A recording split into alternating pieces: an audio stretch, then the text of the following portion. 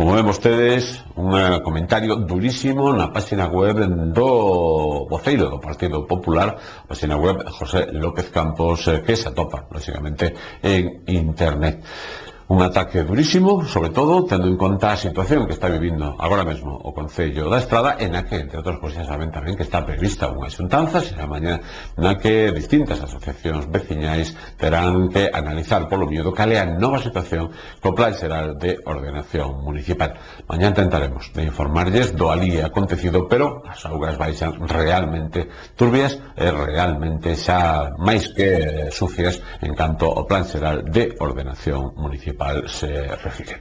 Cambiamos de asunto para chegarnos agora a outro punto de encontro. Hoxe o Concello da Estrada recollía, é dicir, unha maneira, ou recepcionaba, unha maneira técnica de así decirlo, as obras que se facían na parroquia de Castro polo tema do AVE.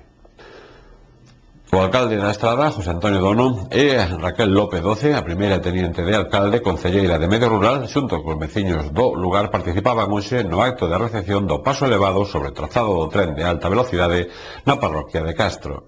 Mediante este acto, a nova ponte pasa a formar parte da rede viaria municipal, quedando xa ao servicio dos usuarios. Trátase dunha infraestructura construída a iniciativa da ADIF pola UTE, que está a executar as obras do AVE nese lugar estradense.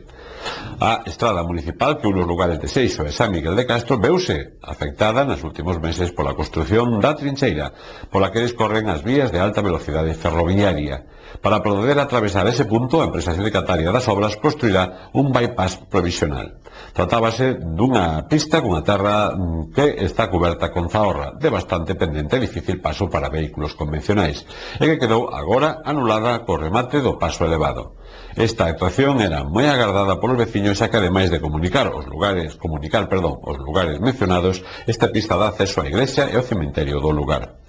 A actuación tivo un custe total de 270.000 euros e os encargados da obra comprometeronse con responsables municipais a unha vez rematados os traballos de construción de infraestructura, repoñer o firme afectado polo tránsito da maquinaria de obra.